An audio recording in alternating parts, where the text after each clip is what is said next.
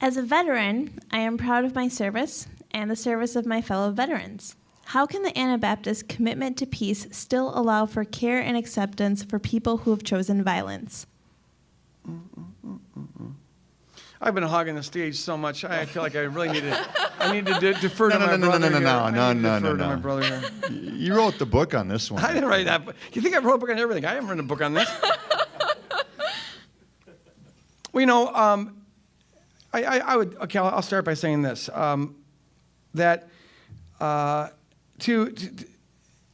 one thing, for me to say that I am, the Bible describes this as a royal priesthood in 1 Peter, we're a royal priesthood, and that's referring back to the Levitical priests of the Old Testament. And they were the one group that weren't called, they were called to nonviolence. The one group of Israelites that weren't allowed to fight. It was just a separate calling. And so also, I see us as having a separate calling. The priests of the Old Testament weren't supposed to be judging everybody else.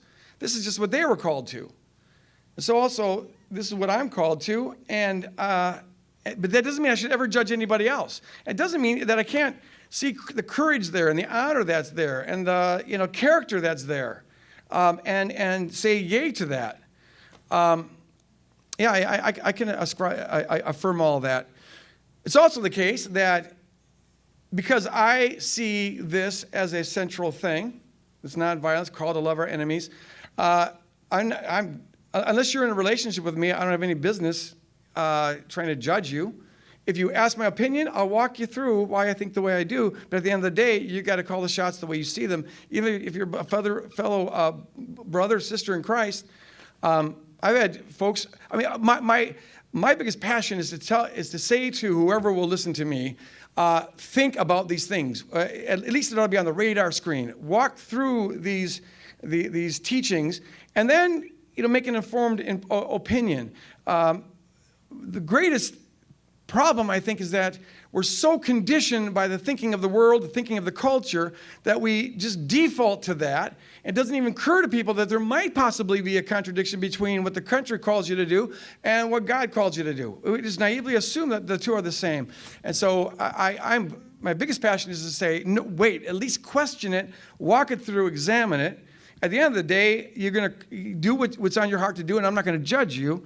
But I do want you to wake up and look at it.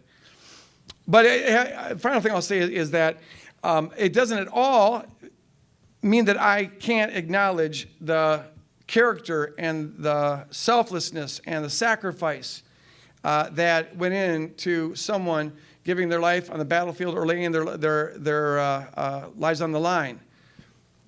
But I would also, even as I say that, I would want to say I got to acknowledge that on other sides as well. We have to be a people who are transcend the tribalism that calls us can easily loop us into a us-them thing where we're no longer loving our enemies. Yeah. The only thing I'd add is this conversation around this question is something that Anabaptists discuss amongst themselves. For the first 12 years of my life, I grew up in an Anabaptist church.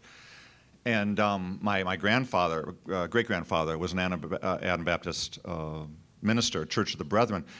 And I remember, as a kid, hearing my dad and my uncles discussing this. And my grandfather had been in World War II. And then there was family conversations around the difficulty of the peace principle as my family wrestled with it, because my grandfather had signed up and gone to war at World War II. And there was at least the ability in our family and friends in this church to go, hey, I can understand why you did that, and I can understand why that grandfather didn't. And there was able to be a peaceful conversation about the fact that we even disagreed on how to apply this peace principle in the conflict of World War II. So Anabaptists have this conversation amongst themselves, and that's, I think, an important. That's a good point. Even this question is one of the things, like I said earlier, about how you discuss it is more important than the conclusions you have to it. They would even apply that principle to this topic.